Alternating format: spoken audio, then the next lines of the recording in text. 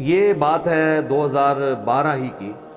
ہمارے آفس میں ایک کولیگ تھے، ہم دوسرے کسی آفس میں گئے تو ہم دونوں، تو وہاں پہ ایک دعوت اسلامی کے بھائی تھے، وہاں پہ امامت کرواتے تھے. تو انہوں نے دیکھا ہمیں جب سنت کے مطابق رفع الیدین سے نماز پڑھتے ہوئے، تو انہوں نے کہا یہ نجدی کدھر ہیں، یہ کون سے نجدی ہیں جو ہمارے پیچھے نماز پڑھتے ہیں؟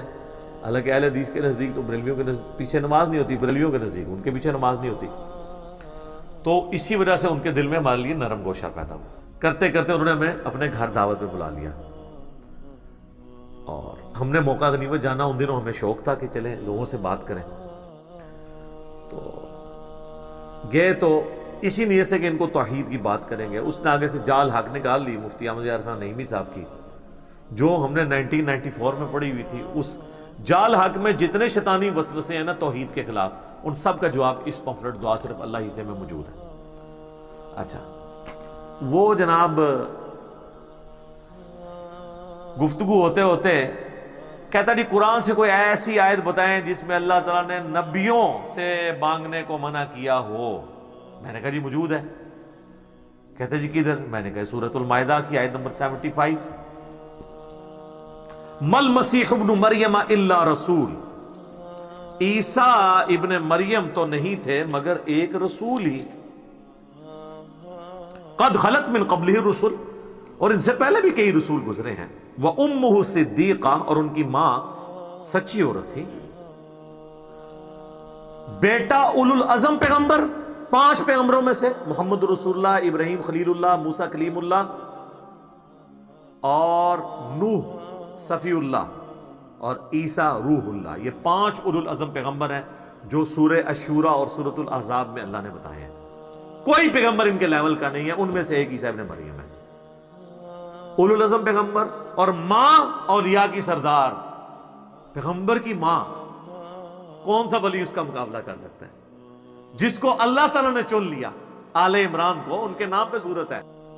ان کے والدہ نے منت مانی تھی نا کہ مجھے ایک بیٹا ملے تو ہیکل سلمانی، ٹیمپل آف سلیمان کی خدمت کے لیے میں اسے وہاں کے لیے وقف کر دوں گی، وہ مجاور ہوگا وہاں کا، اور وہ درگاہ چلائے گا. درگاہ یعنی یہ وہ پیری مریدی والی درگاہ نہیں، توحید والی. جس طرح ہماری بھی یہ دار ارکم ہے، ہم اسے اکیڈمی بھی کہتے ہیں، اور یہ ہماری خانقاہ بھی ہے جہاں پہ ہم توحید کی دعوت پیش کرتے ہیں. تو لیکن وہ بیٹی پیدا ہوئی. اللہ نے کہا کہ کوئی بیٹا بھی اس بیٹی جیسا نہیں ہوگا جو ہم نے تجھے بیٹی دی ہے. کیوں کہ اس سے آگے اولاد کو ہم، اور حضرت مریم خود جان والوں کے لیے نشانی بنی ہے، کیونکہ وہ بغیر خاوند کے ان کو اولاد ہوئی ہے. اس حوالے سے حضرت مریم خود بھی ایک پوری انسانیت کے لیے نشانی ہے اللہ کی. پیغمبر نہیں تھی لیکن بہت بڑی اللہ کی نشانی ہے.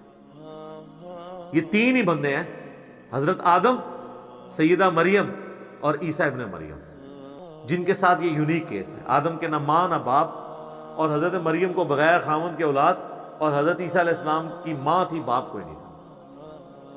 اس حوالے سے ان تینوں کی کوئی اور آپ مثال نہیں پیش کر سکتے. تو دونوں آگے اللہ فرماتا ہے کانا یاکلان الطعام، دونوں کھانا کھانے کے محتاج تھے. میں نے کہا دیکھ لو، اللہ تعالیٰ کہہ رہا ہے وہ بھی محتاج تھے. اور کس کے؟ روٹی کے. اب آپ یہ کہتے ہیں پیغمبر روٹی کا محتاج ہو گیا، پھر روٹی کا مرتبہ زیادہ ہو گیا. یہی کہانیاں کرا دینا. اچھا جی، وہ اگر چڑیا اڑ سکتی ہے تو بزرگ کیوں نہیں اڑ سکتے؟ تو اڑے نا یار، دکھائیں اڑ کے.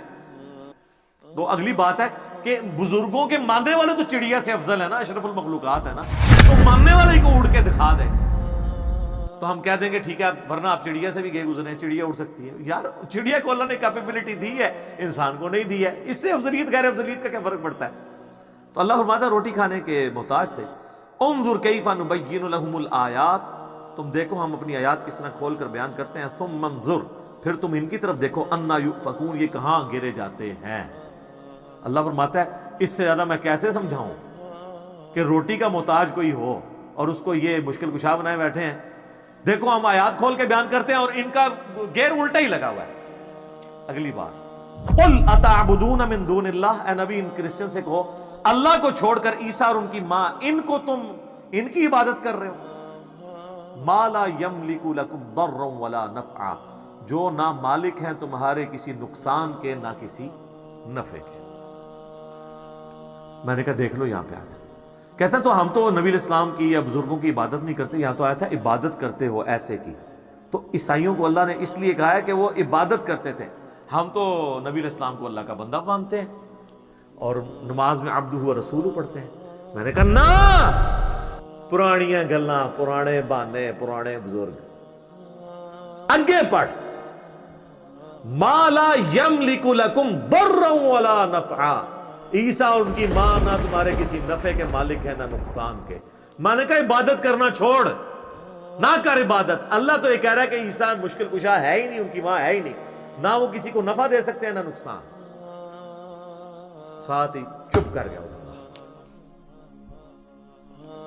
کیوں کہ جال حق میں صرف پہلے وسوسے کا جواب تھا، دوسرے کا ان کے پاس بھی نہیں تھا. اس لیے اس نے بڑے کانفیڈنس سے جواب دے دیا کہ میں فوراً کہا. اور میں پہلے ہی سوچ رہا تھا کہ جب میں آیت پڑھوں گا تو آگے یہ کہے گا. سب مجھ سے زیادہ کون بریلویت جانتا ہے؟ 31 سال تھوڑا چھیت ملایا ہم نے. لیکن آپ دیکھ لیں حضرت عمر 6ویں نمبر پہ آئے ہیں، یعنی مسلمان ہوئے 6 سال بعد 40ویں نمبر پہ ترقی کر کے دوسرے نمبر پہ پہنچ گئے. تو 6 سال تک مسلمان نہیں ہوئے، لیکن جب بات سمجھ آئی ہے نا، پھر جناب آپ دیکھ لیں، پھر انہوں نے لحاظ نہیں کیا کسی کا. تو میں نے کہا دیکھ، ایک تو یہ مسئلہ حل ہوا، اور دوسرا دیکھ تجھے یہ پٹی پڑھائی گئی تھی کہ بت من دون اللہ ہوتے ہیں اور اولیاء اللہ اور انبیاء کو ہم من دون اللہ نہیں کہہ سکتے. تو دیکھ یہاں پہ اللہ نے عیسیٰ اور ان کی ماں کو بھی کہا ہے قل اتعبدون من دون اللہ، اللہ کو چھوڑ کر یہ ہستیاں. تو من دون اللہ پیغمبر بھی ہو سکتے ہیں جبکہ ان کو اللہ کے مقابلے پر کھڑا کیا جائے. اچھا، اس میں پیغمبروں کا قصور نہیں ہے. ویسے ہم بھی مانتے ہیں کہ وہ اللہ کی پارٹی ہیں، حزب اللہ ہیں پیغمبر، اور جو شیاطین ہیں وہ اور ان کے فالورز وہ حزب الشیطان ہیں.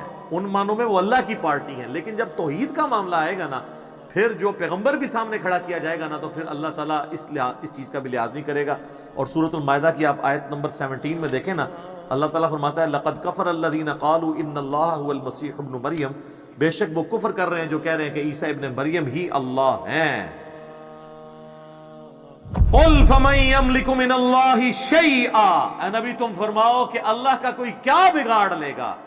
إِنْ أَرَادَ أَنْ يُهْلِكَ الْمَسِيحَ ابْنَ مَرْيَمَ، اگر اللہ ہلاک کر دے عیسیٰ ابن مریم کو، وَأُمُّهُ اور اس کی ماں کو، وَمَنْ فِي الْأَرْضِ جَمِيعًا اور جتنے زمین میں آباد ہیں سب کو موت دے دے. موت بھی نہیں، موت پھر بھی تھوڑا سوفسٹیکیٹڈ لفظ تھا، ہلاک کر دے. یعنی تم کہہ رہے ہو عیسیٰ اللہ ہے، تو اللہ چاہے تو عیسیٰ کو ہلاک کر دے. اچھا، غصہ عیسائیوں پہ ہے اور ذکر کس کا ہو رہا ہے؟ تو وہ مولانا اسحاق رحمہ اللہ کی بات مجھے یاد آئی. وہ اکثر کہتے تھے او پائی جدو توحید بیان کران گے گستاخی آپ ہی ہو جاتی ہے آٹومیٹیکلی. جدو توحید بیان ہوئے گی، جب توحید بیان ہوگی تو گستاخی آٹومیٹیکلی ہو جائے گی. یہاں پہ دیکھ لیں اللہ نے توحید بیان کی ہے اور ان کے زوم میں گستاخی آٹومیٹیکلی ہو گئی ہے. غصہ تھا عیسائیوں پر، اللہ نے کہہ دیا اگر اللہ عیسیٰ کو ہلاک کر دے، اس کی ماں کو، سب کو، اللہ کا کوئی کیا بگاڑ سکتا ہے، اس کا فیصلہ ہے. غصہ عیسائیوں پہ. لیکن ظاہر ہے جب پیغمبروں کو اللہ کے مقابلے پہ کھڑا کیا جائے گا، پھر اور کوئی ذریعہ نہیں ہے سمجھانے کا. ان سے ہوتا تو یہ کہتے یار یہ کس طریقے سے گفتگو ہو رہی ہے. وَلِلَّهِ مُلْكُ السَّمَاوَاتِ وَالْأَرْضِ اور اللہ ہی کے لیے ہے بادشاہت آسمانوں کی اور زمین کی. وَمَا بَيْنَهُمَا اور جو کچھ ان کے درمیان ہے. يَخْلُقُ مَا يَشَاءُ وہ جو چاہتا ہے پیدا کرتا ہے. ہائے ہائے، اللہ نے کہا وہ جو مرضی پیدا کرے. عیسیٰ بھی ایک اس کا بندہ ہے، اس نے پیدا کر دیا. اربوں مخلوقات اس نے پیدا کی ہیں، اس میں سے ایک عیسیٰ بھی ہے، جو چاہتا ہے پیدا کرتا ہے. واللہ علی کل شیء قدیر، اللہ تعالیٰ ہر چیز کے اوپر قادر ہے.